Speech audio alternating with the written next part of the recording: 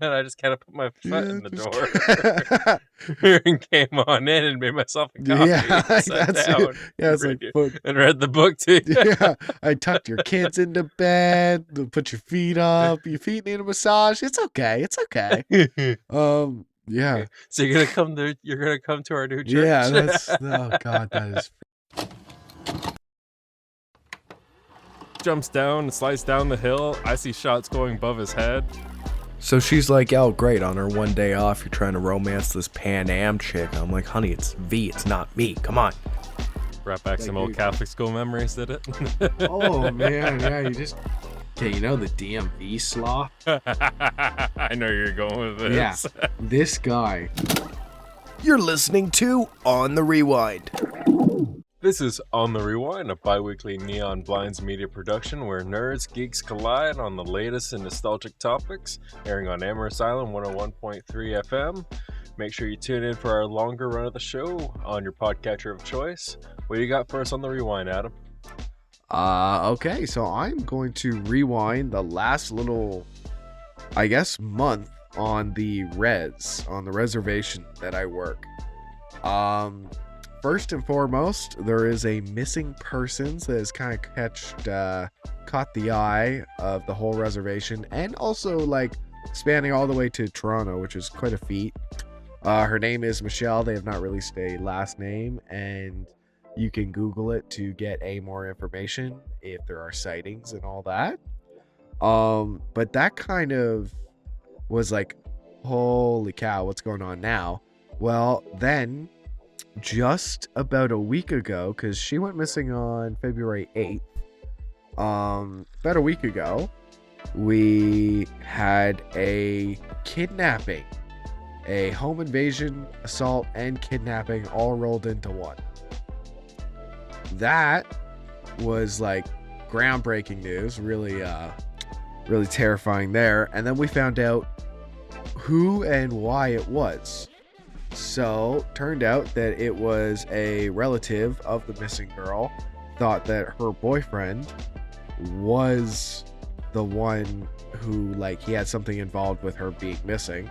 So him, 5 other buddies, decided to break into the boyfriend's place, beat up his roommate, take the boyfriend, move him, so kidnap him, to another house, beat him up, let him go, and continue smoking substances. And lo and behold, there is now a manhunt on for, it was originally 4 people until today, where 2 of them surrendered.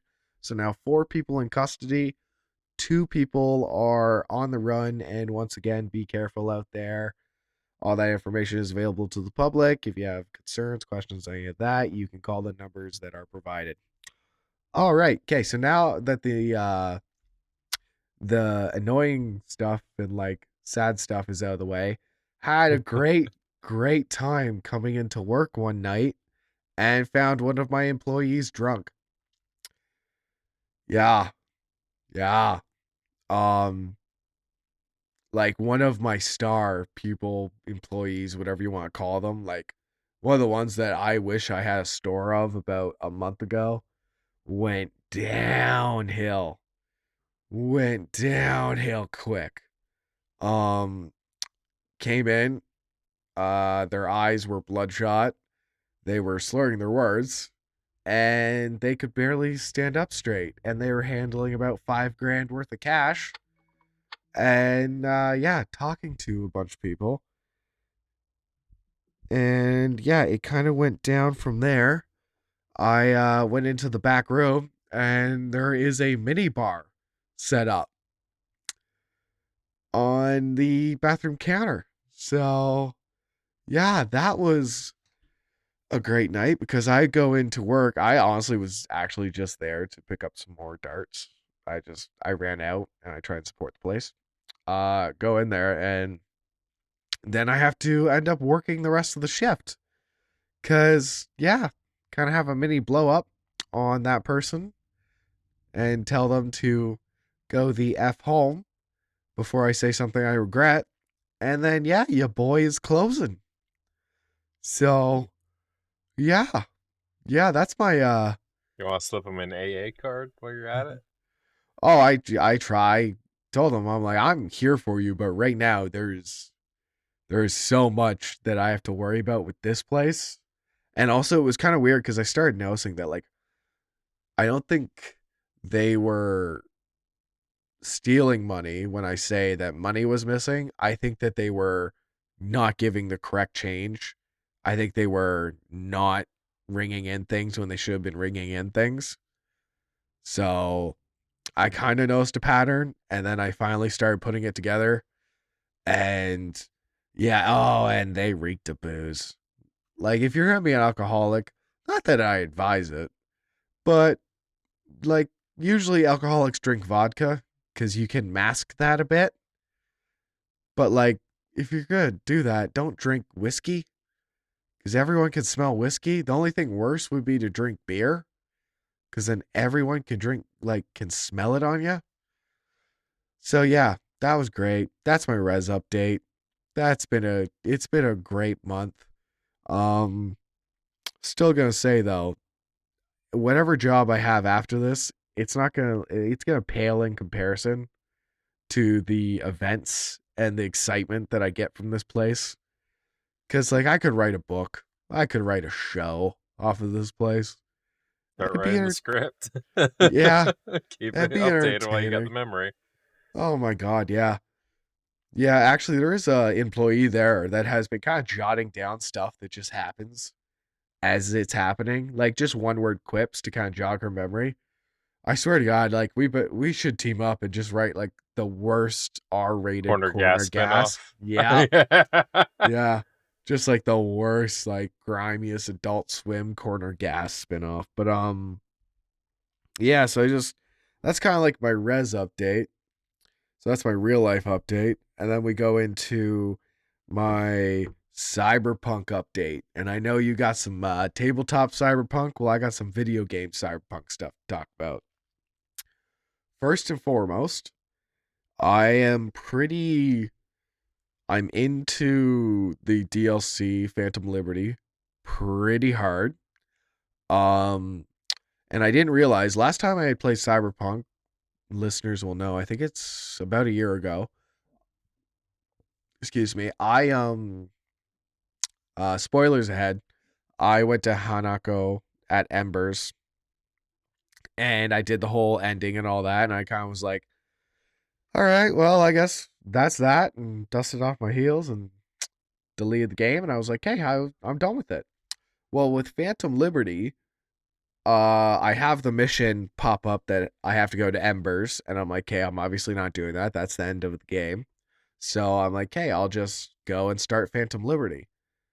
Well, as soon as I started Phantom Liberty, I started getting calls from the main characters from the main game and realized I missed about, let's say, 7 hours worth of content from the main game because they call you and they drip feed you quests. So I had no idea that Carrie Uridine, no idea he had his own spin-off quest line. Like Oh. I played the guitar and all that sort of stuff with him.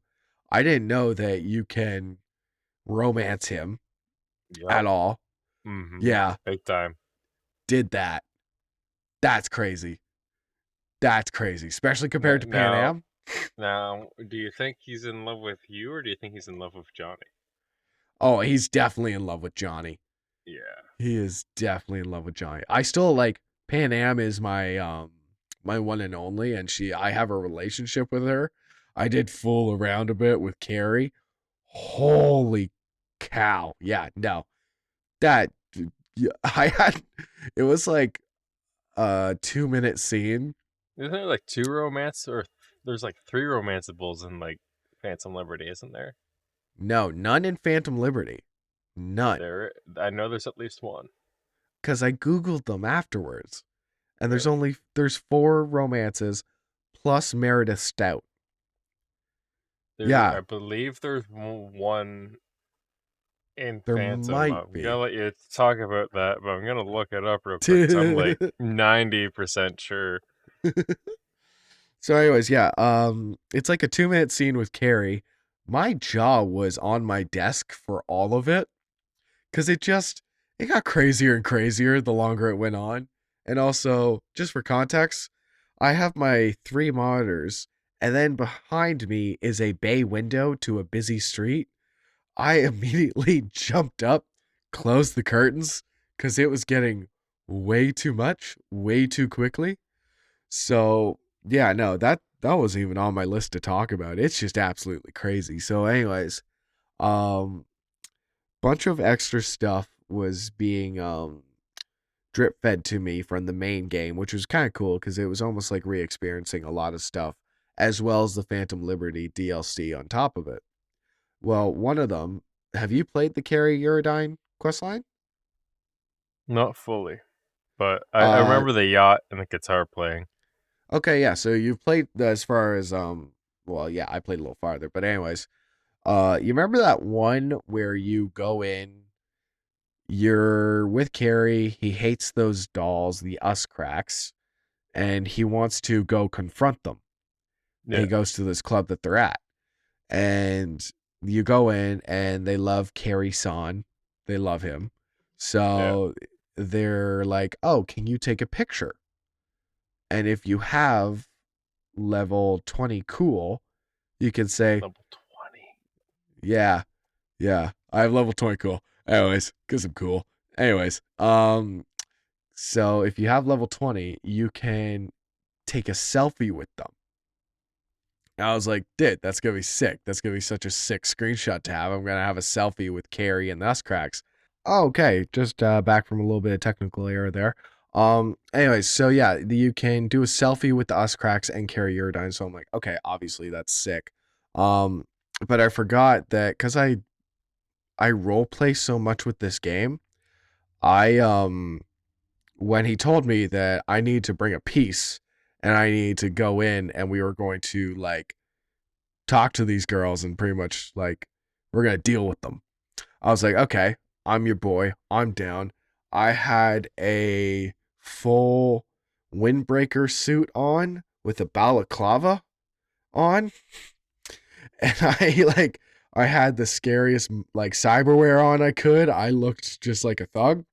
So it cuts to the camera, and all of a sudden I'm just standing there in full street gear with a balaclava on, ready to kill, and the rest of them just look really nice, and they are really nice. So yeah, I got some of the best screenshots I could have ever had, where I just look like a weird bodyguard.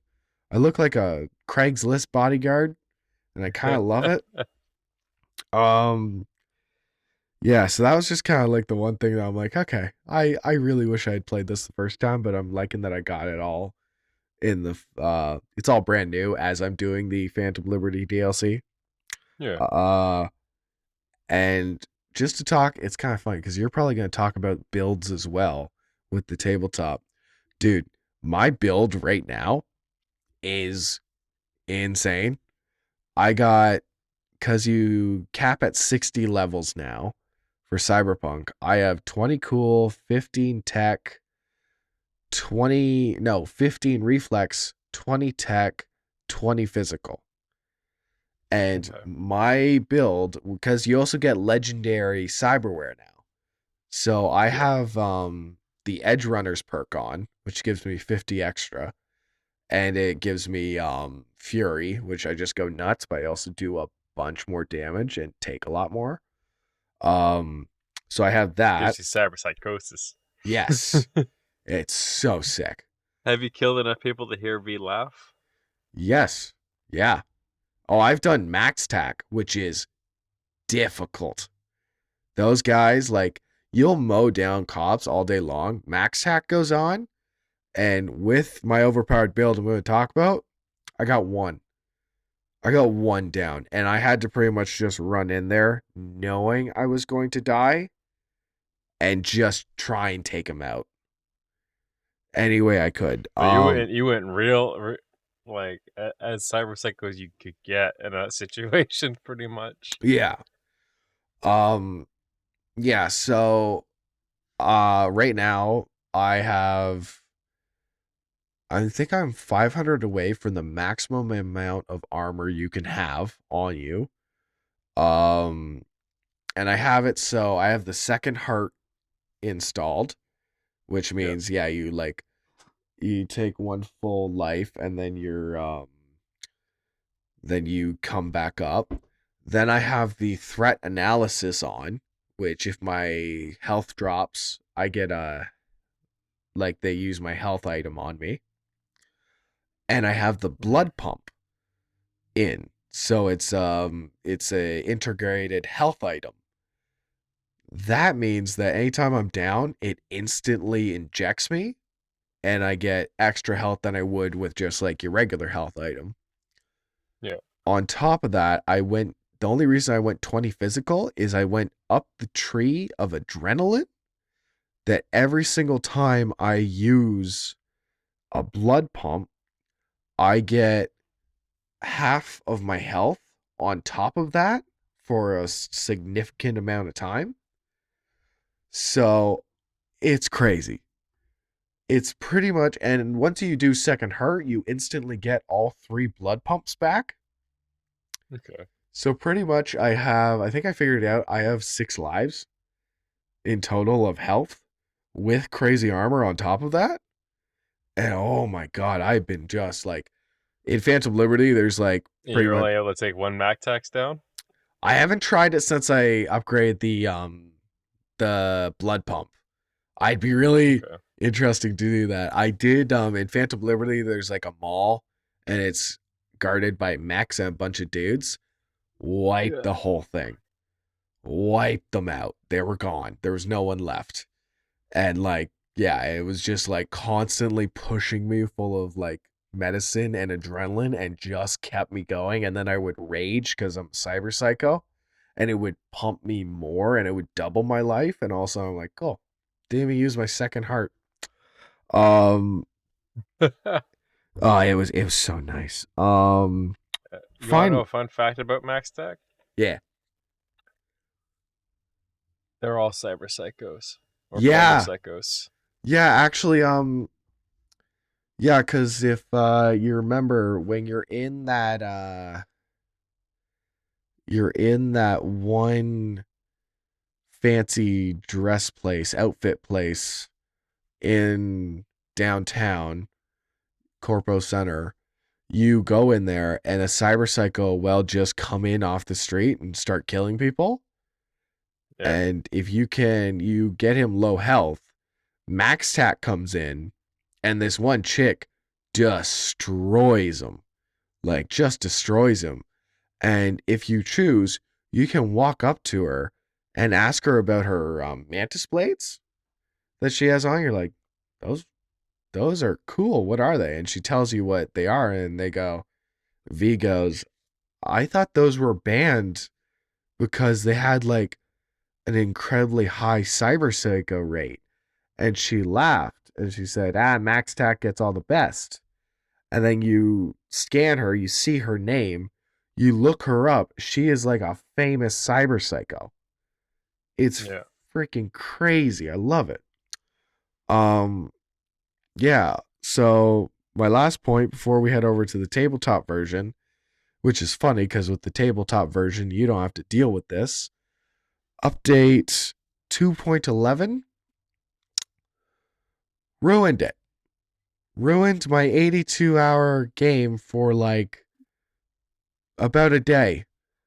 I kept trying to log on and it would do the loading screen, say, okay, hit spacebar to continue, crash the whole game. Like, okay, what's going on? Finally Google enough that aren't telling me to like, was it delete Windows 32 or whatever? That aren't trying to make me brick my computer. And finally I see it's like, go into your controls, hit default.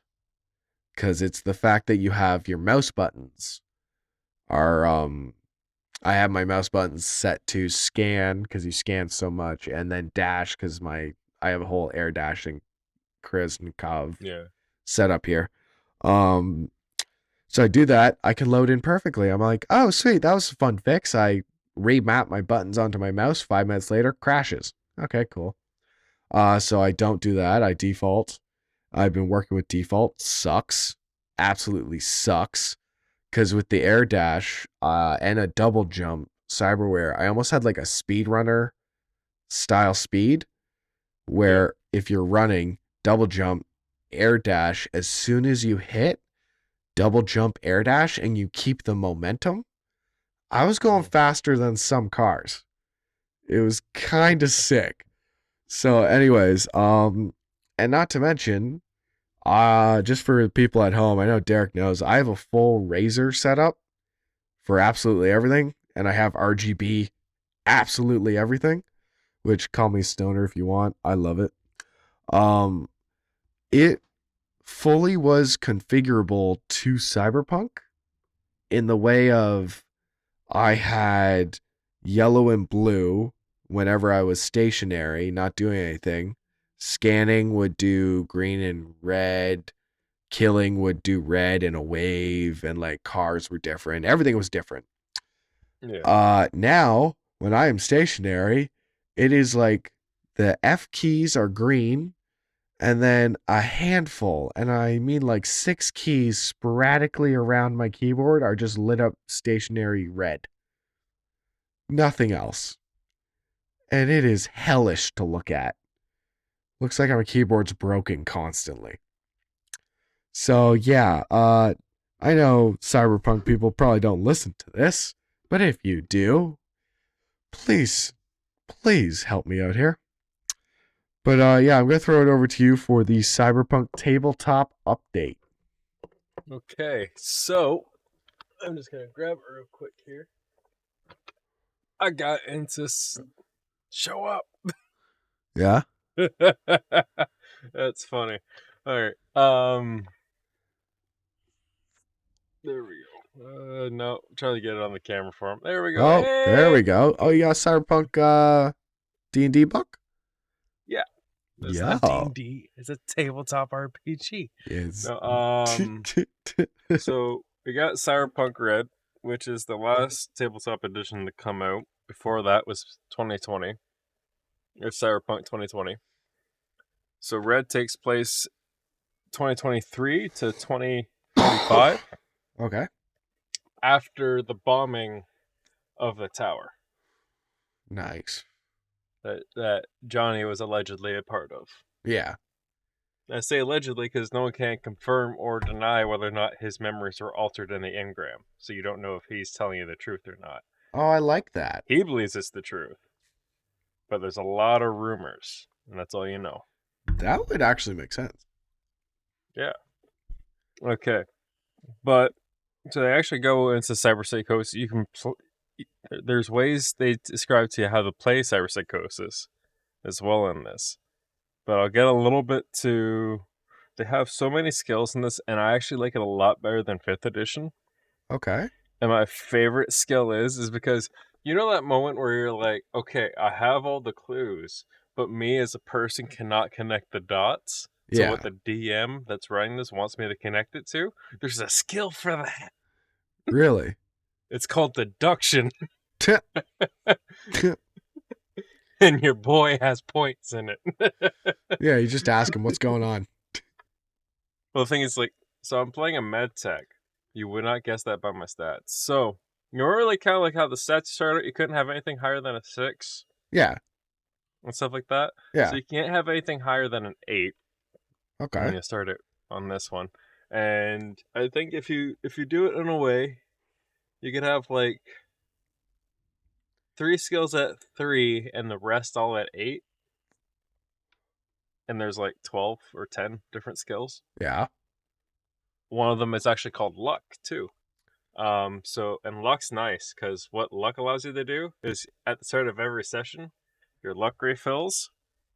All right. And so if you're like, okay, I really need this to work out, you're like, hey, I'm gonna spend 3 luck on this. And so you add the 3 points of luck on top of your roll. Oh, that's kind of sweet. Okay. So it's like me, if I'm doing surgery on somebody Yeah. on the team to keep them alive, it's like, yeah, I'm gonna spend some luck. Yeah, it's just But- like a little extra help out. Yeah. And so I end up making this guy I called the Boogeyman, and I didn't come up with the name until after we did our first test session Yeah. because so he's got some Borgware in him. All right. So he's got the grafted muscle. So he's got like his bones are reinforced, his muscles reinforced. Yeah. Kind of like David Martinez at the near the end when he's got all the lines and stuff like that. Yeah, kind of like the animals. It's all Yeah. grafted. Yeah. And then I also got implanted an exoskeleton into him. Okay. So I brought my body up to 12. Which after you've spent your points in your actual stats, you don't spend points or upgrade those. You upgrade your skills, but not your actual stats. Okay. So you know how when you get skill points, you choose something to level up, and then you can put another point inside of that. Yeah. So instead of doing that, you're just getting skill points that the tree is open. I like in that. a sense. Okay. Yeah. And so I took that. I made him a melee guy. Well, not quite melee. I made him a martial arts brawler. Okay. Which is cool. So they actually have this whole page set up for martial arts, for different martial arts. Everything from like I can't pronounce it. Okay, but like Qui-Gon karate. Okay, just give me a moment to get to the page. Okay, that's net running. 198, 102, almost there. Here we are. Martial arts. Alright, so they have Aikido, Okay. karate, judo, taekwondo. Okay. Yeah. So, and as you spend the points in it, you unlock these new moves. So, like for instance, I got this one that is, what is it? Where? I think it's under karate.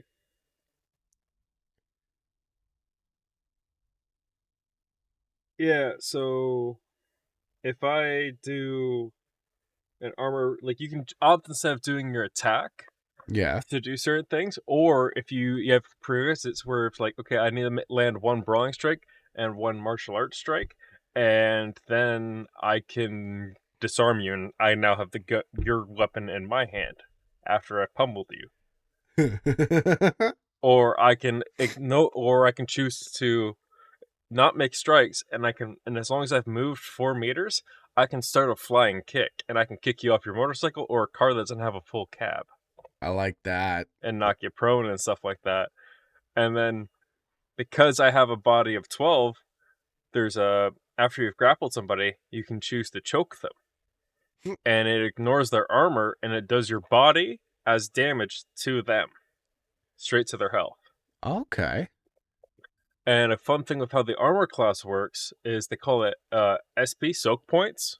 Yeah. So because landing to hit is actually very easy, but if they don't roll a high enough damage, they don't get through your armor. That and then makes you don't have sense. to worry about it. Yeah. Like when it comes, but if you have a high reflex, because they have a DV with their gun to hit you at different ranges, like it's a difficulty check, like a skill check almost. Yeah. Right? It's not you're trying to hit an AC, you're trying to hit, can I shoot at this range? Roll, okay, I'm at above this. Okay, roll damage. Oh, it's below the armor. Okay. Like you either tank the shot or whatever, and nothing happens. Or they hit above it, like let's say you have a 11 armor, right? Yeah. And let's say they roll 12 damage, right? Yeah. So you take the 1 damage, and your armor goes down by 1. Okay. And same thing if they rolled 14, you would take the 3 damage, and your armor would go down by 1. But so every time you get hit above that threshold, your armor actually goes down 1. And I call that ablating. Yeah, that kind of makes sense. Like your armor's getting worn down over time. Yeah, and so They have melee weapons like sledgehammers, katanas. There's modifications you can get for your gear, your cyberware, and all that. Yeah, can you And because I have a body of 12, Yeah, my punch yeah. is 4d6, I love it. and it's the equivalent to a sledgehammer per punch, and I can punch twice per turn. Oh, can you get gorilla arms? Essentially, yeah. Yeah, you should. But Oh, my way's better than gorilla arms. oh, that'd be cool if it adds on. You like now all of a sudden you're just No, it's kind of like it tells you if it adds on above a threshold okay. or if it just adds on to that. Like, I think I think gorilla arms can get you up to 10, Yeah. but if you go with this exoskeleton, it puts you up to 12, but you have to have a different piece of cyberware in you as a prerequisite to get this. And so if you go with there's 3 ways to build your character. You're going to like one of the names. There's the street rat, Yeah. which is bare bones. It's a pre-made sheet. You just handed it to a person. Yeah. There's the edge runner, where it's kind of, you got charts. You can kind of choose or roll off the charts, and you build your character less than a couple of minutes Yeah. that way. Or you can go complete package, which is create your D&D character from I scratch. like that. Yeah. Yeah, and they give you $2,500 for gear and $800 for fashion. Okay, that's not bad. Yeah, I spent $2,000 on cyberware off the cuff, Yeah. Oh yeah. Oh man. and that's how I got to where I was there. And then, so skills. So they got everything from like driving land vehicles, driving air vehicles, sea vehicles, riding animals. And so what they do is you have your skills, Yeah. you have your stat, and you have your skills, and then that creates your base. So let's say you have 8 reflex, and then you have 4 points in skills in your invasion, right? Yeah. So you would add, so that gives you kind of a 12. So it's 12 plus your D10, which you roll a D10 for just about everything except for damage. Yeah. And if you roll a 10, you roll again, and you add that on. If you roll a 1, you roll again, and you subtract that much. Okay. But if you have a high enough skill, and the DV's at a certain level, and everything else like that, there's still a chance you might make it. Oh, that's Even if you crit fail. Yeah. But there's also a chance if you crit succeed, you won't make it. Dick. Like, my intelligence is at a 3. And there's only a handful of skills that I have a couple of extra points in, that if I roll like an 8 or higher, I could probably pass the DV. But there is things like perception, where it's like, yeah, my guy's not very perceptive of analyzing the battlefield, but I'm good at triaging you. But I also have a high enough stealth and a high enough damage kind of thing. It's like, all you have to do is make your presence known, and I become the boogeyman. Yeah. And back onto that name. So we did a play test where it was like nothing canonical to the campaign. He just like, we jokingly said all our guys came out of therapy. Yeah. And someone tried, and it's this group of like 8 trying to rob the 4 of us. And I ended up rolling as kind of like the 4th or 5th person to go. So I ended up just sneaking around and then grabbing the one guy behind cover and start dealing with him. I just disappeared into the shadows and came up and I was behind their cover, pretty much, just strangling them and beating the crap out of them.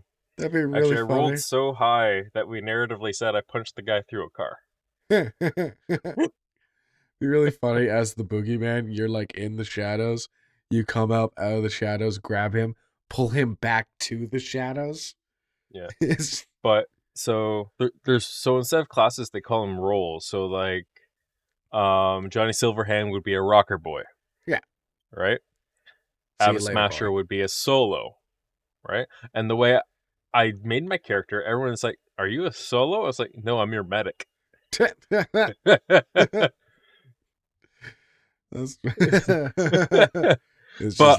if Adam Smasher's hurt, if I can carry him out of trouble. Yeah, I'm just thinking of like Adam Smasher's voice box, and you're just like, "Where is your boo boo?" Oh man, you gotta buy like go to a convenience store and just buy like the little unicorn band-aids. And just every once in a while, just going like, there you go, and pat on head. Yeah. Yeah.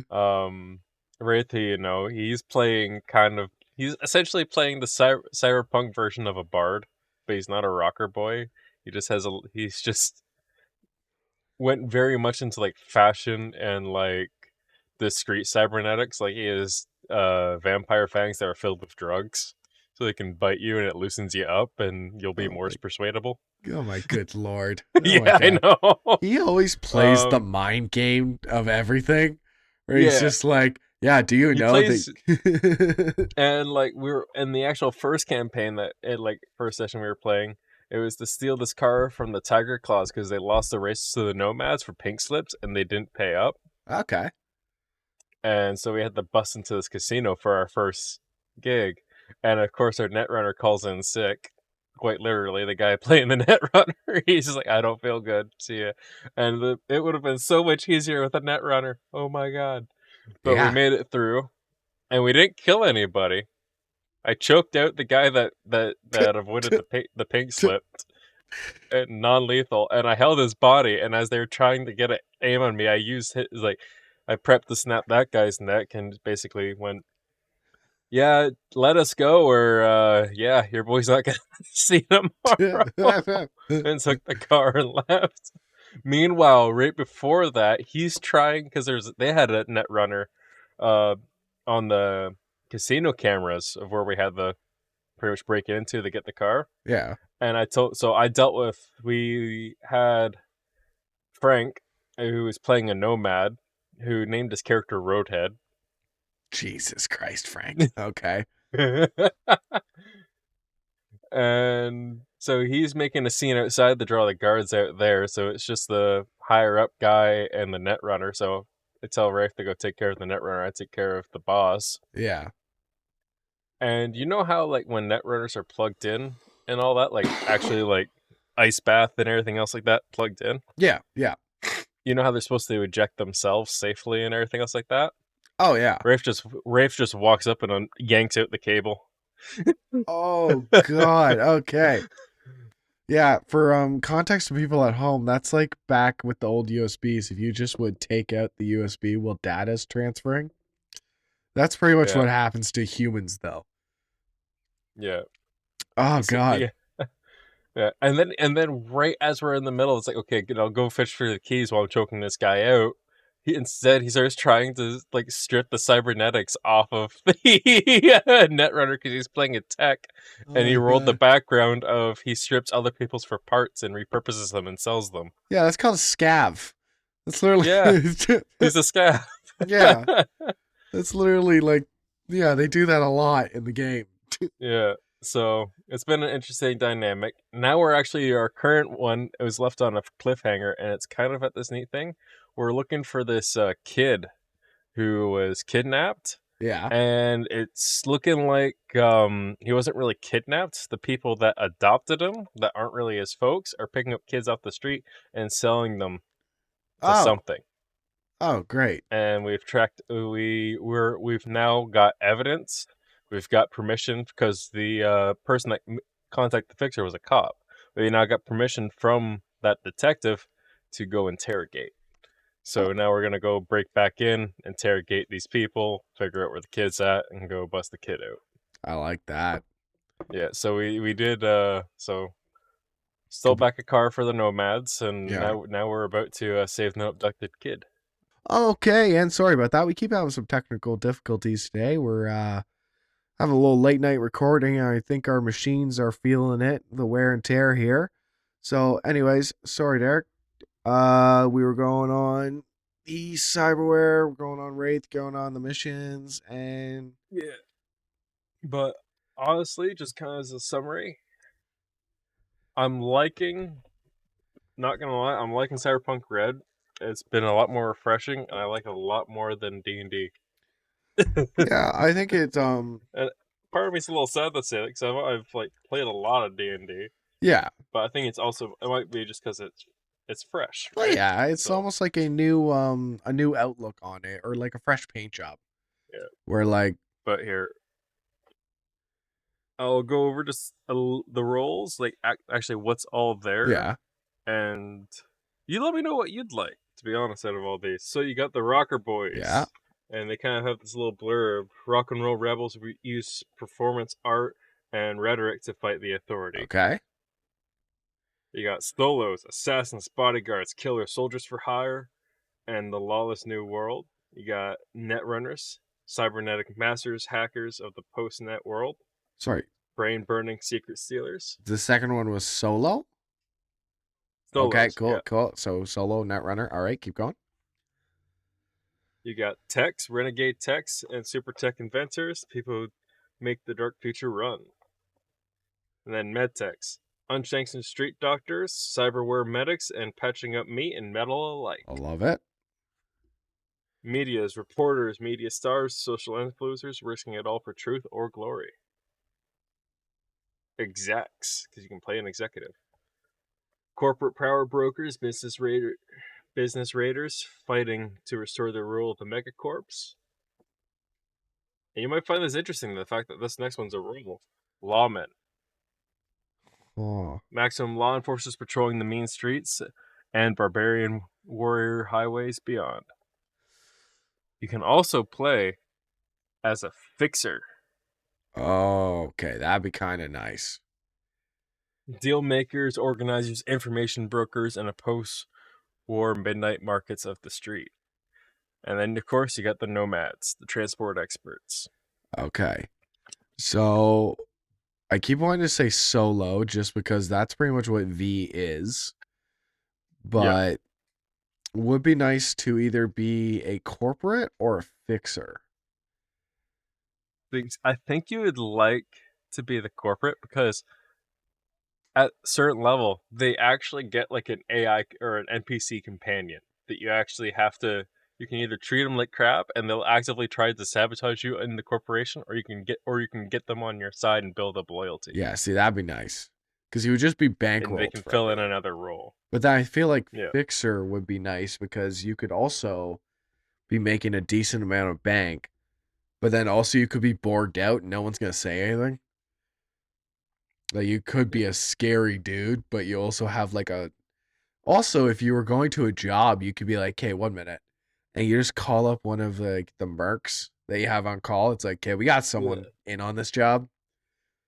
And it's like, there you go. He'll help us out, or he'll like you need a getaway driver, or you need like when your netrunner called in sick.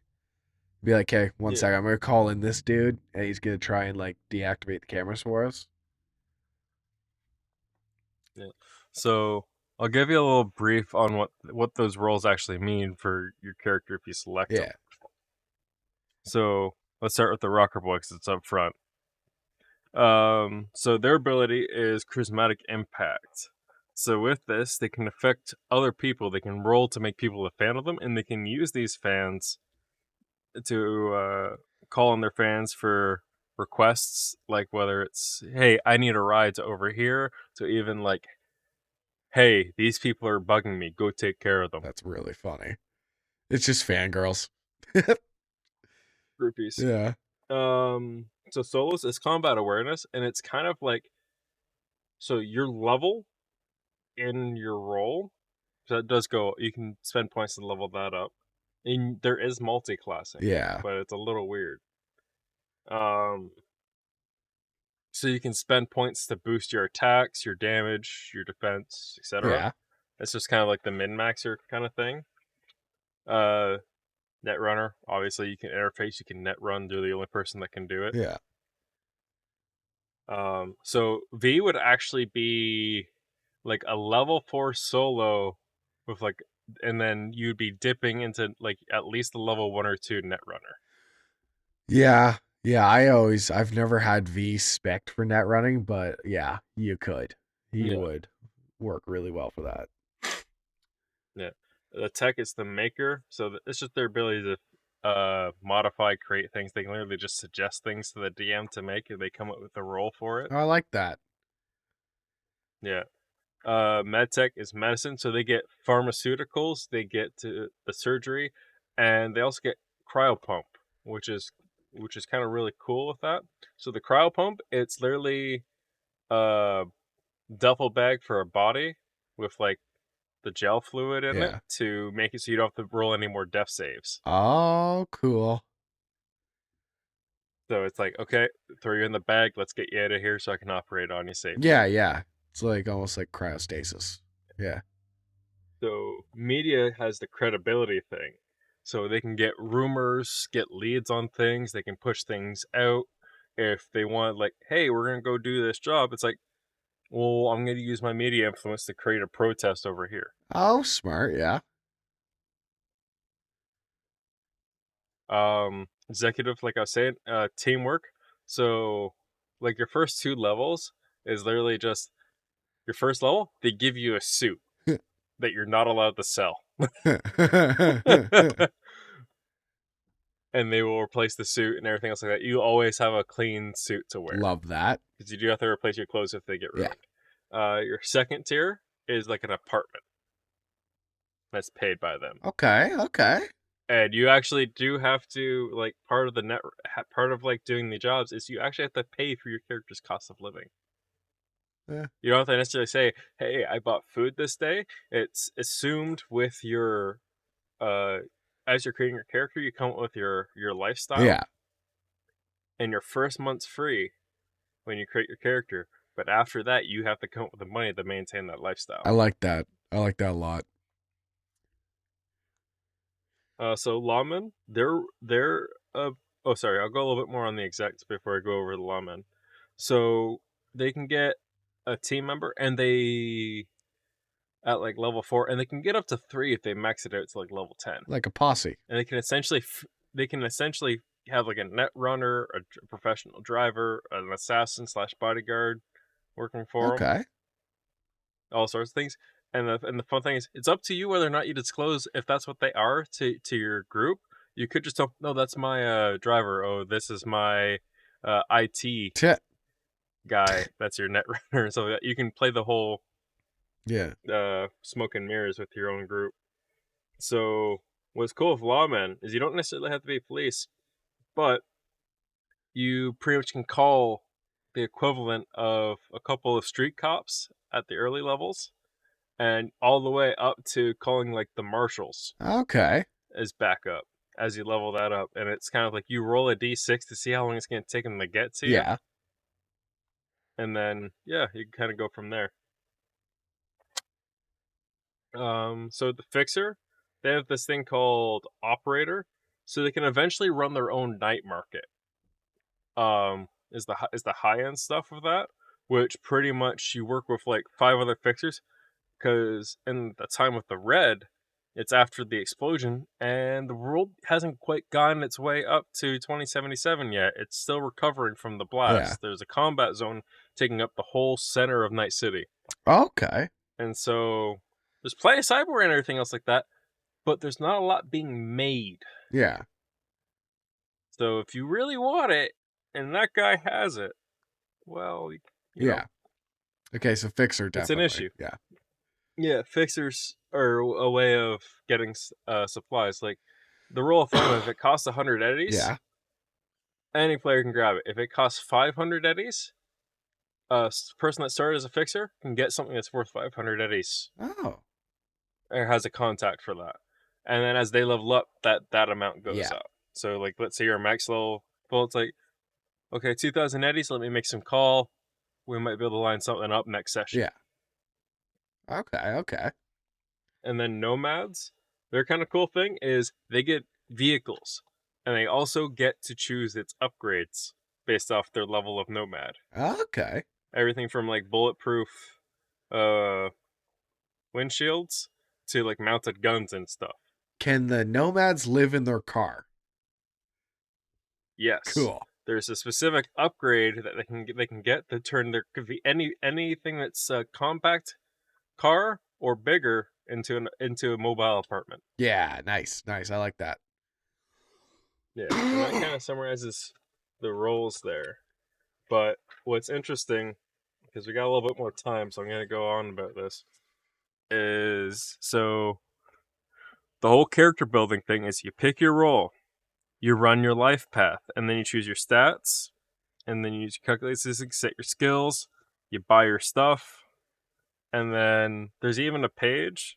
You run out of cash, sell your soul for more money. You can start off the game with more stuff, but you're in debt. Oh, nice. Or a corp owns you.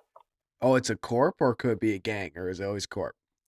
Could be something. I like that. The DM kind of gets to choose that, Okay. but you get the money.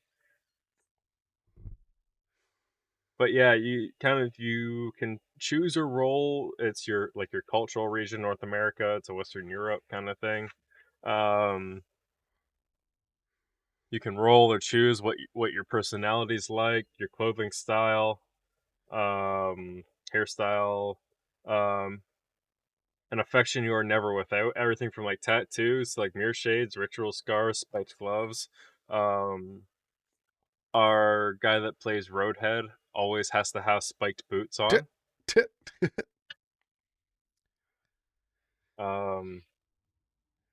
And so you actually roll your relationships too. So you can actually so when you roll, it's -7. Yeah. Right? So, with the lowest of 0. So it's like, okay, how many friends do you have? Roll whatever number. If it's not above 7, then you don't have any friends that are alive and kicking. Aw.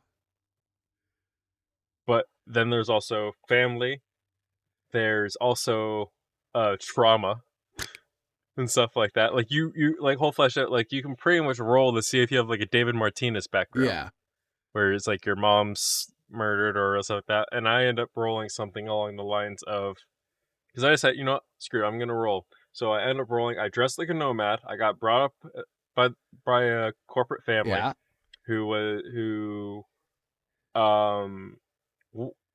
The fall of our family was a crime family. So how I played that into it was they got into that society off crime money. Yeah. And they owe that family. Okay. And so as an exchange, I patch up those criminals, which is the Valentinos.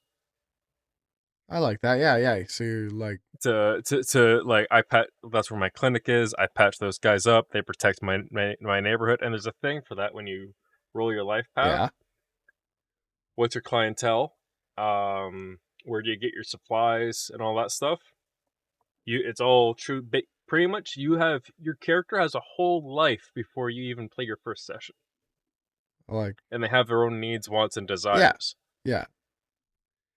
Is what you end up getting out of all this. Okay, yeah, you kind of pick up on the road. You get because it's like the family crisis. Like the options are, it's like your family lost everything to a betrayal, lost everything through bad management.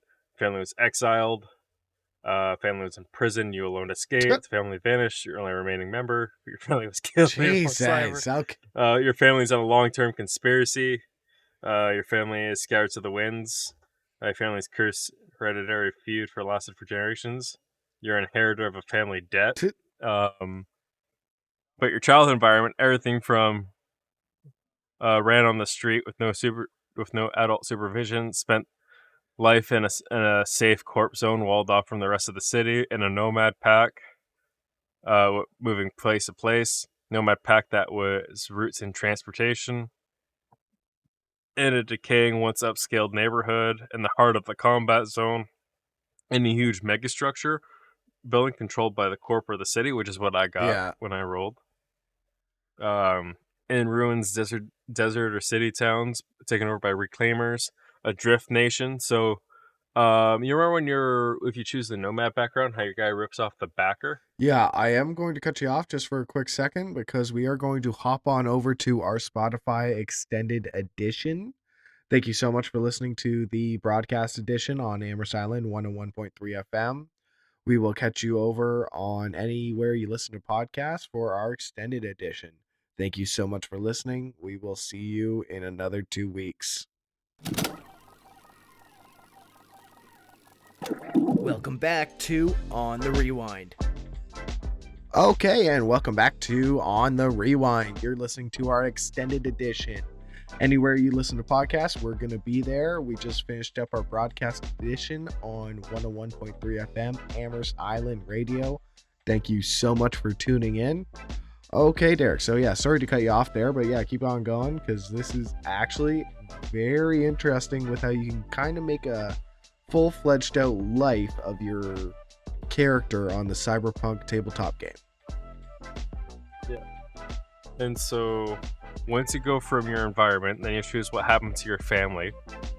And then after that, you roll your friends. So you roll a d10, you subtract 7, right? Yeah. And it could be, you can still have family. That might be an older sibling too, younger sibling, a teacher or a mentor, a partner or coworker, a former lover, an old enemy might be your friend, which I think is cool that you can roll that. Yeah. Especially if you had like a corporate background. Oh, yeah. You grew up like, Right. yeah, you went up in the corporate ladder. Where you're rivals and stuff like that. Yeah, right? and then eventually you both get like the shit end of the stick. You're just like, all Yeah. right, okay, you're not that bad. A like parent to you or a parent, an old childhood friend, someone you knew from the street, someone with a common interest or goal, and then enemies, ex-friend, ex-lover, a strange relative, childhood enemy, person working for you, person you work for, I think it'd be hilarious. partner or co-worker, I'd love. corporate exec, government official, or booster ganger, which is pretty much the people that are commonly the people that are stripping people for parts and stuff like that, or running different booster gangs. Is just kind of the general term of what they call different gangs. Yeah, Like there's the guardian gangs, like the Valentinos, who they take care of their own yeah, and stuff like that. They don't get into things like human trafficking. And then there's the bozos, which are the clown yeah. gang, booster gang, that is literally made to, they just cause mayhem and panic. Yeah, actually, I think you do meet one of those guys in the game. But real quick, at first I was like, okay, it'd be really funny if your arch enemy was an ex-girlfriend. But then it was even funnier when you said a government official. Because just imagine it's Dave from the DMV that you just like, your character is totally normal, but he has a fixation on this deep hatred for this one guy at like Service Ontario that just made his life a living hell one day, and he continues to. So what's also interesting about the enemies is they have a category, what caused it, who is wrong, choose, right?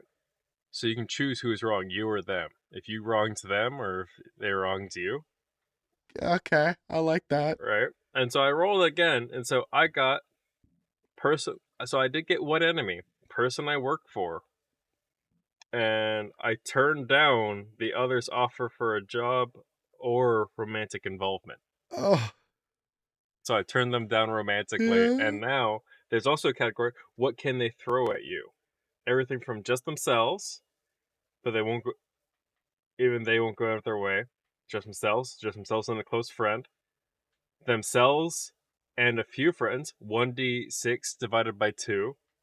1d10 divided by 2. An entire gang, 1d10 plus 5. Local cops or other lawmen. uh, Powerful gang lord or small corporation. A powerful corporation. An entire city or government agency. okay. So this Dave with the DMV, every time we're like coming out and we have this vehicle, it's booted. He is like the most powerful DMV agent out there. And just- You can just have a guy like your enemy, and it's like what are they called? The trailer truck drivers that like take. Like, tow truck tow you? driver. Tow Yeah, truck? yeah. Yeah, just like your enemy's a tow truck driver, and we're like you're out of a job, and he just takes your car. Yeah. Has like a gang of like 10 people Yeah. that drive tow trucks Yeah. to steal your vehicle. Yeah, he owns a Like, small that's shop just of tow truck drivers, and they're always taking our car, no matter what. Yeah. Oh my god. And so Sweet Revenge, roll D10 or choose one. What are you or they gonna do about it? Avoid the scum? Go into a murderous rage and physically try to rip their face off, backstab them indirectly, verbally attack them, set them up for a crime or a transgression they didn't commit, or set out a murder or maim them. And then they have a category, tragic love affair. Okay. And so you roll that. It's like, so if you roll like a 10, right? Yeah. You have now have 3 exes that have died or gone missing or have left you in some way as your backstory. So your lover died in an accident, mysteriously vanished. It didn't work out. Hope Yeah. that's what you get if you have to get one. A personal goal or vendetta came between you and a lover. Your lover was kidnapped. Your lover went insane or cyber psycho. Your lover committed suicide. Oof. That's a rough one. Yeah. Your lover was killed in a fight. Your rival cut you out of the action. All right. Imagine you have it ending. That's the one you get. Your lover was imprisoned or exiled. And then to wrap it up, you roll or choose your life goal. Okay. So that could be anywhere from getting rid of, you got 10 that you can get rid of a bad reputation, gain power and control, get off the streets no matter what it takes. All right. Which is actually pretty good. I think that's like a good motivator one. If you start off at the low end, cause pain and suffering to anyone that crosses you, live down your past life and try and forget it, hunt down those responsible for your miserable life and make them pay. Guess what's rightfully yours, which is what I rolled. Yeah. Which I don't know what's, like, it's funny, it's like I rolled that and I'm like, okay, I don't know what that means. Like, what? It's like, well, I work for med tech and my life's goal is to get what's rightfully mine. It's like, Yeah. it's like, I'm doing all right. I guess would be revenge for your parents? No. No, I rolled like the only thing is like to pay off the criminals that my family owes money to. Yeah. Yeah. That's introspective as hell, man. Yeah. It's like, what do I really want? Yeah. What's rightfully mine? So I still gotta figure that out. Save if possible anyone involved with your background, like a family or a lover. Gain fame and recognition, or become feared and respected. Okay. Yeah. And so that wraps that up. There's also, that's not actually where it stops though. Jesus Christ. So each role now has its own individual. Like I told you, how like, hey, where do you get your gear? Yeah. Where do you get your stuff? Like for instance, like a rocker boy. What kind of rocker boy are you? Everything from a musician to like graffiti artist. You could be a comedian, a political person, a rap artist, a DJ, and like one of those kind of like Japanese idols. Yeah. Like style things. Who's gunning for you? You/your group, because you can choose whether or not you're independent or you have a band. Yeah. And then you have to maintain those relationships if you choose that. Rival group, corporate or media or romantic interest, whatever. You can choose a bunch of things there or roll for. And then if you're in a group, you have to choose why did you leave? And it could be anything. You're a jerk, the group voted you out. You broke up over creative differences.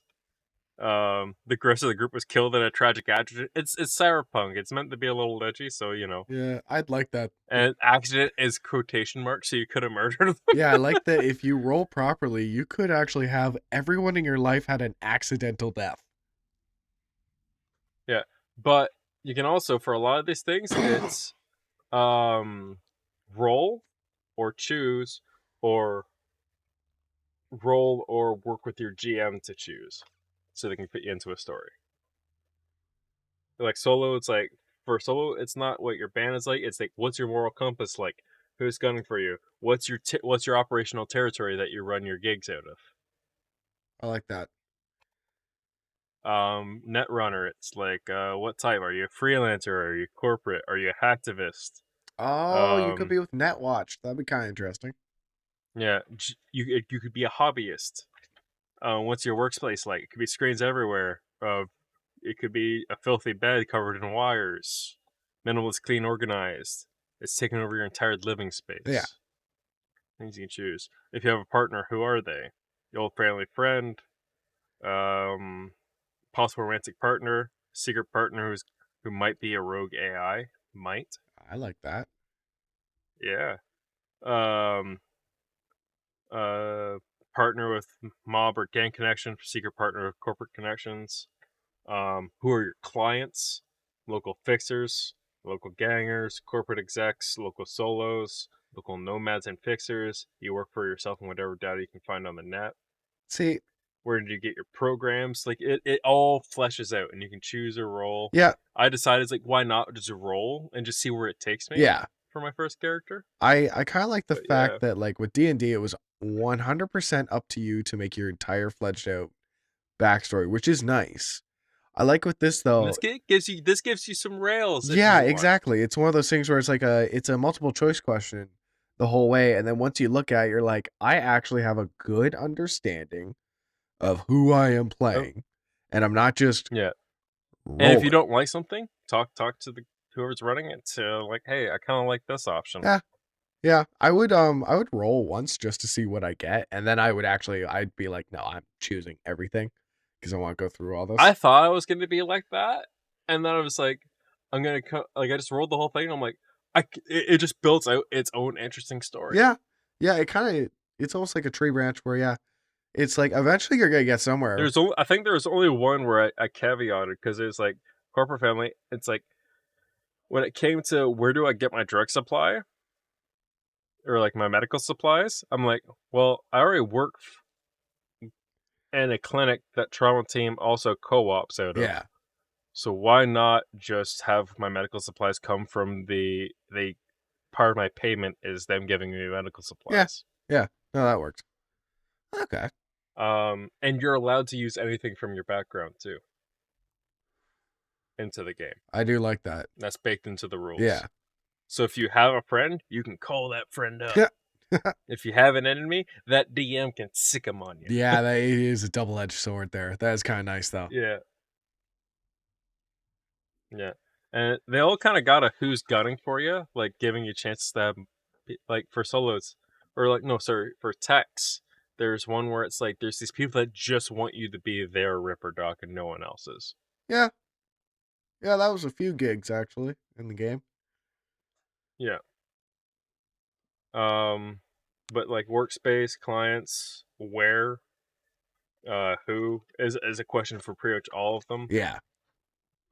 But because I know you kind of like the execs, I'll skip to that one. I really like the fixer too. Yeah, I'll get to that one's the one after. Yeah. Actually, I'll double back. Media's right there. So, media, you get the blogger, writer, videographer, documentary, investigative reporter, a street scribe. Yeah. So, you remember that trash bag guy? Yeah. Actually, I was thinking about him. How does your work reach the public? Monthly magazine, blog, mainstream vid feed, news channel, book sales, Scream Sheets. I don't know what Scream Sheet is. I'd have to look that up. It's it's pretty much like a tablet type thing of it's just trash media. How ethical are you? Roll a d6 or choose. All the way from like fair and honest, strong ethical practices to totally corrupt, you take bribes, engage in illegal and unethical reporting all the time. Your pen is for hires to the highest bidder. Like that a lot. Yeah. Yeah. Anywhere in between. Like in the middle, like number 4 out of 6 is like willing to bend the rules to get the bad guys, but only the bad guys. Yeah. That's kind of like Rebecca. Yeah. What stories do you want to tell? Political, ecological, celebrity news, corporate takedowns, editorials, propaganda. And that's kind of it for media. They actually have a very short. Yeah. Oh yeah, think about it. Yeah. So executives, what kind of corp do you work for? Everything from financial, media, cyber tech, pharmaceuticals, food and clothing and general consumables, energy production, personal electronics, corporate services, consumer services, real estate, and construction. What division do you work in? Procurement, manufacturing, research and development, human resources, public affairs, publicity, advertising, mergers and acquisitions. Yeah. Like you could straight up play an executive that they work in the mergers and acquisitions. Acquisitions. And basically be like, yeah, we're gonna acquire this neighborhood. Let's take out the gangs.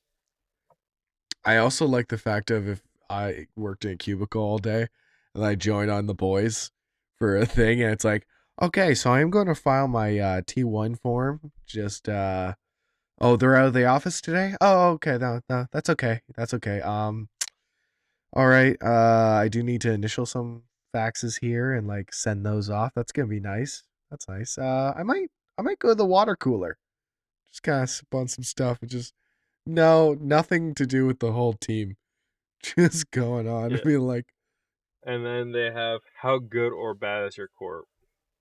From rolling a 1 is like always working for good, fully supported by ethical practices, and like 6 totally evil, will engage in not willing, will yeah, engage in illegal activities and unethical business all the time.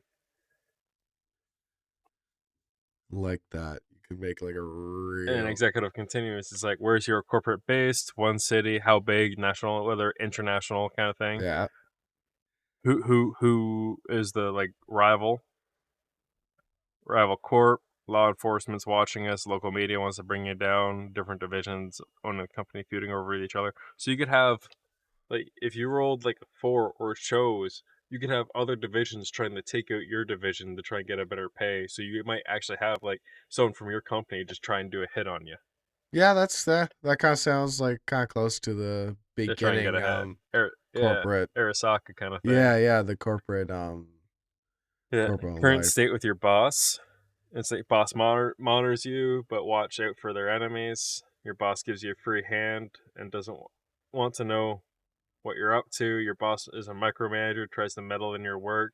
Your boss is a psycho whose unpredictable outbursts are offset by quiet paranoia. Your boss is cool and watches your back against rivals, which is a 5. Your boss is threatened by your meteoric rise and plans to knife you. Like it. Yeah. But, yeah, and then I'll go over to Fixer since that was one you're interested as well. So you got, what kind of fixer are you? Brokers deals between rival gangs, procures rare or atypical resources for an exclusive clientele, specializes in brokering solo or tech services as an agent, Like that. supplying regular resources for night markets like food, medicine, or drugs, procuring highly illegal resources, supply resources for techs and med techs, operates several successful night markets, although not as an owner, because it's usually made up of like 6 fixers or more to create a night market. Everyone pulls their connections together to create one big, let's all make some money. Yeah. Farmer's market style. And you can actually do that only once per like month in the campaign. That makes sense though. It'd be kind of Like overpowered not if like you like time wise, right? Yeah, but be overpowered if you could like constantly just be running a market that makes you way too much money. Yeah. And then you can be a broker that deals as a fence, or an exclusive agent for a media rocker boy or nomad pack. You got a partner, work alone, same kind of stuff. What's your office like? It could be you don't have one, you keep it mobile, a booth in a local bar, all data pool messages and anonymous thread drops, a spare room in a warehouse, shop, or clinic, otherwise abandoned building, or a lobby of a hotel cube or cube hotel. Oh, wait. Yeah. And you said you can multi-class, right? Yeah. So you could have like a warehouse where you are moving illegal shit, have that office in the back, and you're also a fixer with people. Yeah. That's dope. All right. That's all. For your side clients, between gangers, rocker boys, medias, corporate execs, solos, nomads, political execs, who's gunning for you. Could be combat zone gangers who want you to work for them exclusively, rival fixers, execs who want you to work for them exclusively, a former client, an old client who thinks you screwed them over, or an enemy of a former client, rival fixers trying to beat you out of the resources and parts. Love it. And then that takes us into the nomad, but I think that kind of covers all the things that you were interested in regards to the roles. Yeah. Yeah, but am I any more closer in getting Jesus back Christ. into Saturday? You spent. We're going on like 40 minutes here, man. And you know what? If I pulled up a PDF and just walked you through the character creation. Yeah, that'd be really funny. It's like, yeah, just like what? I don't know. Like, what kind of are you interested in? It's just kind of, I don't know. It's wacky, right? We're just being. Where do you want to put your stats? Yeah, like we're just being wacky right now. that was funny. Yeah, if I were to, I'm not. I would do the exec and the fixer.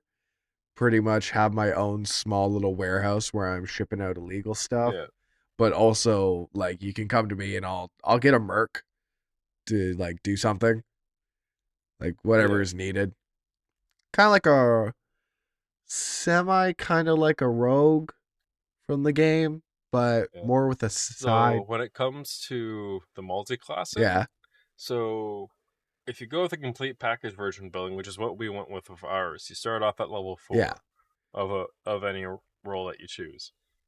And then so you can either continue to level that up, or and for some of them I suggest you do, but you can choose the multi-class, but before you can level up anything else, you have to get that new role up to 4. Okay. So if you're like a level 4 nomad and then you dipped into being a solo, Yeah. right? So you'd have to get that solo back up to level 4 before you could take another level in nomad. Okay. I would. So they're a little, because it's a changing. It's not that you're multi-classing; it's a changing career. Yeah. You still have the skill set from your previous career and connections, but it's a changing career. Huh. Yeah, that would probably start with exec because you want to build like a small business, and then the fixer would help with. Yeah. It'd be like kind of like if you were to do that, I feel like it would be like an executive that's kind of got their own little side company starting up. Yeah. When you said where it was like exec, I'm thinking like small business in Napanee type thing, where it's like a very small, where you technically exec. Okay, like you can straight up basically be like, hey, I work for Biotechnica. Yeah. As an exec. Okay, yeah. And you know it's kind of cool? If you work with your DM, you could have it to where if you have an exec in the party and someone says, hey, I want that extra early start money, you could be their handler. Ha! Until they pay off the corp. It turns out there's a bunch of debt to me. That'd be really funny. Yeah. Well, to your company that you're collecting. Yeah. But yeah. Yeah, that's cool. So like when you're getting payouts from the job, it's like, all right, that's $1,500 that you got paid. That's $1,000 for me, $500 for you. Thank you. Yeah, that's funny as hell. But yeah. No, that's just kind of like a rundown of kind of like the classes and stuff like that, though. You're goddamn, I love you. Yeah, that's just like a small little rundown on like what you could possibly have if you bought this brand new timeshare. It's like, God damn it. Well, the thing is, I came up and like this podcast happened, and then I'm like, you're like, okay, I got some Cyberpunk to talk about. I'm like, okay, I'll tie in Cyberpunk Reddit to that, and it's just kind of like, well, we were already talking about Jesus, so I didn't have to ask you if you had time for him. And I just kind of put my foot in the door and came on in and made myself a coffee. Sat down and read the book to you. Yeah, I tucked your kids into bed, put your feet up. Your feet need a massage. It's okay. Yeah. Okay. So you're gonna come to our new church. Yeah, oh god, that is freaking funny. Holy fuck. All right. Well, speaking of something that you already got me into, Pal World. There you go. See? Rolls off the tongue. Pal World. Yeah. Buddy old pal. Yeah. Oh my god. All right. Not a slave simulator at all. Yeah, I know. Just for anyone who has not heard about it yet, which is becoming few and far between. Think of people that don't even play video games are starting to hear about Pal. Yeah. Pretty much it's Pokemon where instead of like going into a screen and your two Pokemon battling and you throw a ball at it, you can pretty much hunt them, throw a ball at them, and that's good. And then you can take said Pokemon and make them work on your farm. Not your plantation, your farm. Oh, it's called a plantation. I know. We're trying to be PC here. I know we're off the broadcast edition, but we're trying to be a little nice. Yeah, pretty much you can work your pals. Calling it what it is. If it's the #1 streamed game It had, when I checked before we started recording, and I took a note of this, 537 537,908 players currently playing on Steam alone, not even including Xbox. Yeah. Oh my god. Yeah. Yeah. So As of 2 weeks ago, it sold 8 million copies. I'm so glad. I'm so glad because just for anyone, I usually don't like any game even kind of close to this, but like, yeah, it's got me. It is so fun. It is by far like, I don't know, just like because there's so many different pals you can get. Yeah, the leveling up with technology too gives you a sense of like actually progression. Like you are progressing, you are doing something, and you are leveling up some like. And every time you get a pal, it'll open up a new technology slot that might be like, yo, you can like grab this pal, put him in a bazooka, and shoot him. Which one person on this call has done that multiple times, and folks, it's not me. So yeah. You can also get gloves that lets you throw hedgehogs like grenades. Yeah. Yeah.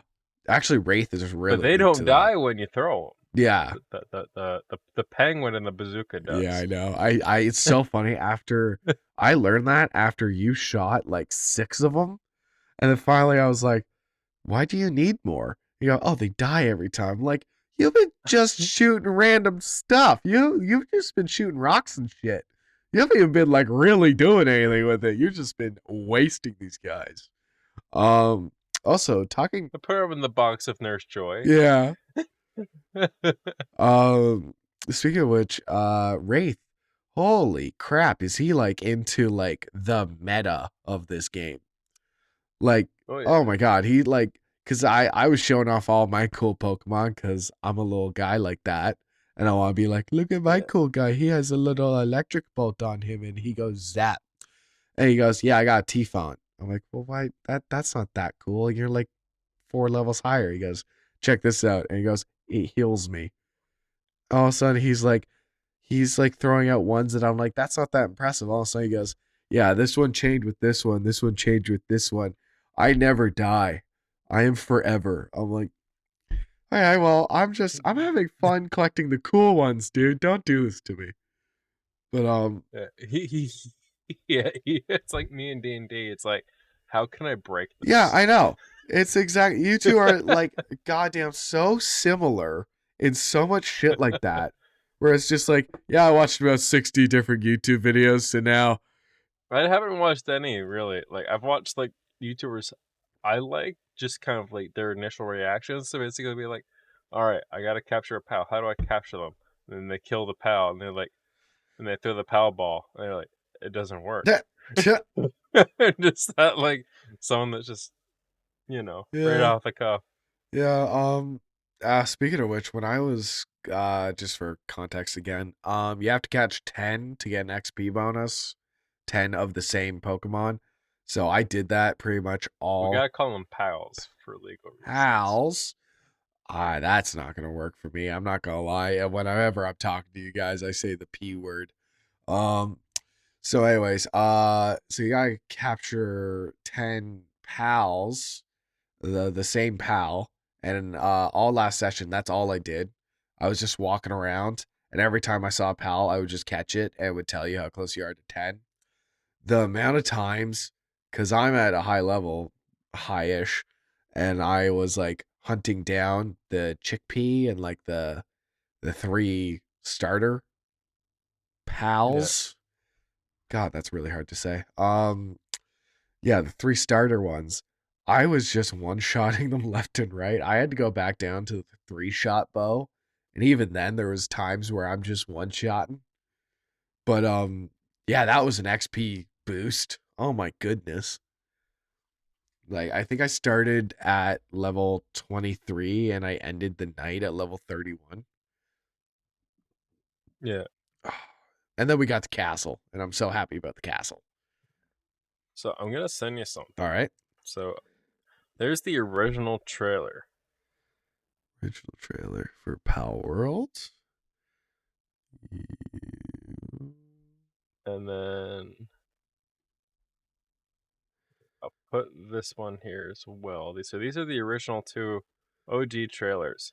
Now, there is a significant difference from these trailers to the game we got, but there's a reasonable reason as to why. Okay. So, when the game was in development, it's 6 years of development. However, they found the Unity engine too unstable for what they're trying to do Okay. with how they're working. And mind you, this is a lot of people's this is their first or second game that they're making Oh. in Japan. Yeah.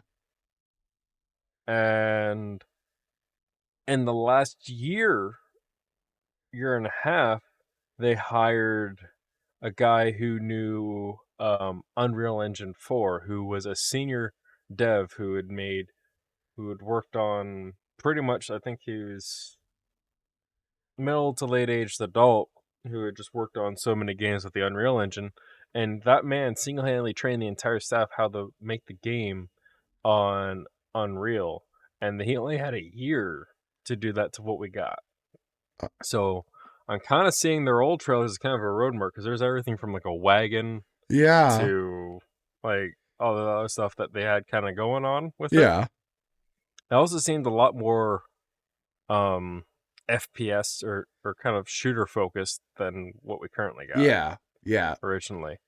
But they went through some changes, and yeah, they lucked out, because this was kind of that company's shoot your shot or go for broke. Yeah. And then they sold 8 million copies. Yeah. The friend that we play on the server with was actually just telling me that if they didn't do it, they were like, "Okay, we're closing down. We're that's it. We're done." And it's so cool to hear, because it's like, no, you had a great idea. I just hope the P word doesn't sue you into oblivion. Well, what's funny is people are already claiming that the lawsuit's already happening. That is not the case. There's someone who made a mod of all the Pokemon and ported Pokemon into Power World, and that person's getting sued. Yeah, rightfully so. Not Power World. Yes. Right? Because in Japan, there's no such thing as fair use. Oh, okay. They don't have a fair use law like we do in the States and Canada. Yeah, eh? But I just wanted to send those your way while I was kind of going on about that. And like I said about the concurrent players being over 500,000.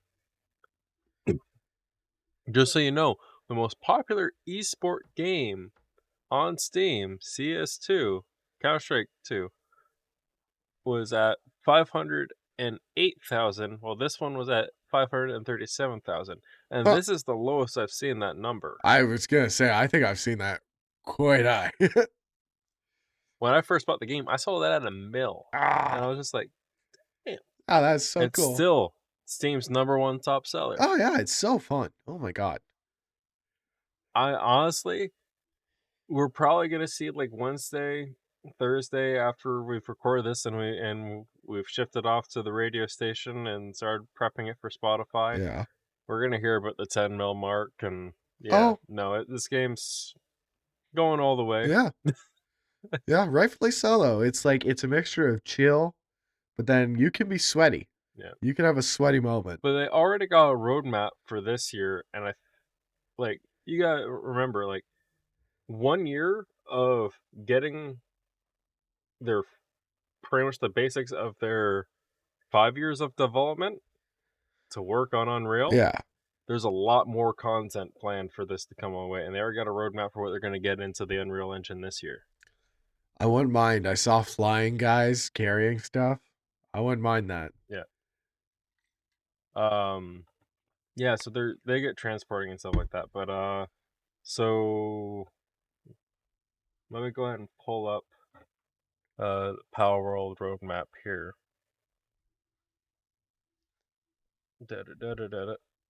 Come on, it's not wanting to load. Future of Pal World. Here we are. All right, so it's going to be addressing the critical issues, getting server supports better up, but the planned future updates is PvP, raid Okay. so end game content, Pal Arena, so like kind of like a Pokemon Coliseum, Steam the Xbox crossplay, various Xbox features improvement, server transfers and migrations. Okay. So I think if you're playing on like a public world, you'll be able to transfer your character and their pals. Huh. I think. Improvements to the building systems, new islands, new pals, new bosses, and new technologies. Which is funny because I actually did look, and there is only like 113, 14 pals. Yeah, which I was honestly very happy about because I think I have 40, and I was like, cool. I've made a semi dent. Yeah. But yeah, no, that's kind of the roadmap as is. And mind you, like this thing almost came out, well, I guess about 3 weeks ago, pretty much. Okay.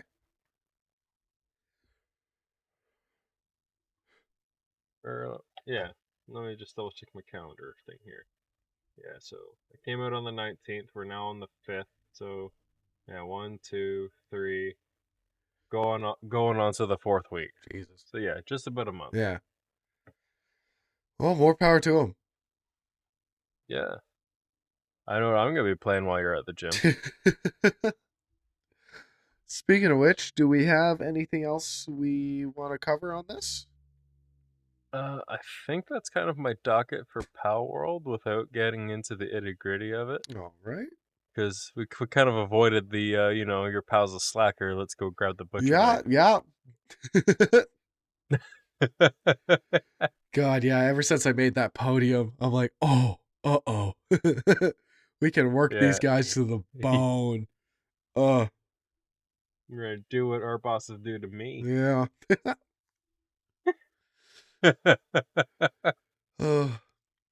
All right, well, if that's everything, I think we might end off the show here. Thank you so much for listening. This has been On the Rewind. We broadcast on Amherst Island Radio 101.3 FM. We have extended editions on Spotify, Amazon, Apple, anywhere you listen to podcasts. We're there. We're here. Thank you so much. We will see you in 2 weeks. I'm Adam. I'm Derek. And thank you. Let's rewind. Let's rewind. We got it right there. Nailed it. Thanks for listening to On the Rewind.